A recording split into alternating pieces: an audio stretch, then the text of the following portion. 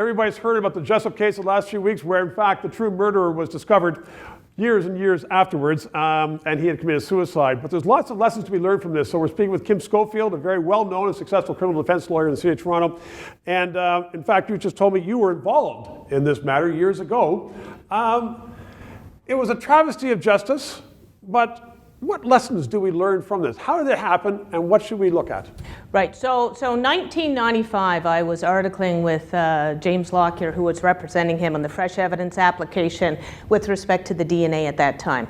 So there was much buzz around the office, and that really formed the foundation of who I am today with respect to being a criminal lawyer. So what you learned at that point, you learned that the result of prosecutorial misconduct, police misconduct, overzealous experts. So the state completely... They had to find a murderer, is that what it was? They had to find a murderer, and they picked him from the beginning. And they shaped, Paul Morin, and they shaped their investigation around him as not just the suspect, him as the murderer.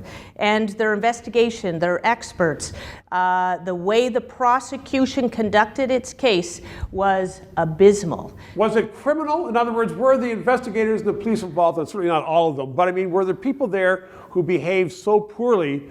If they were there today, they should be charged with something? I don't know that that it would necessarily amount to criminal charges or obstruction of justice. But bad conduct. But very bad conduct, very unprofessional conduct.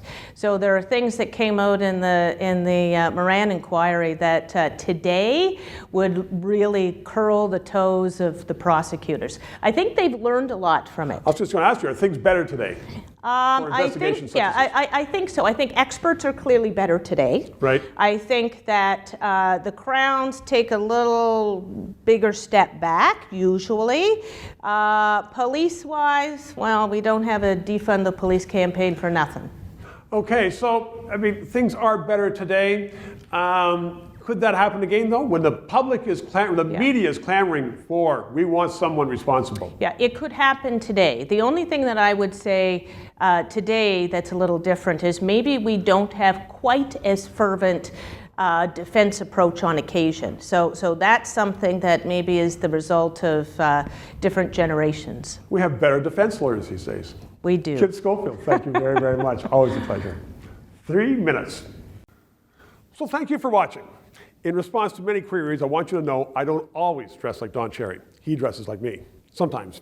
But seriously, we are going to continue to follow the stories that matter to you. The corruption in Ottawa, COVID, the response of officials to it, and what's going on with your taxpayers' money. If you like these stories, please subscribe. You can press the button, it's right up there. And my webpage is right down below here.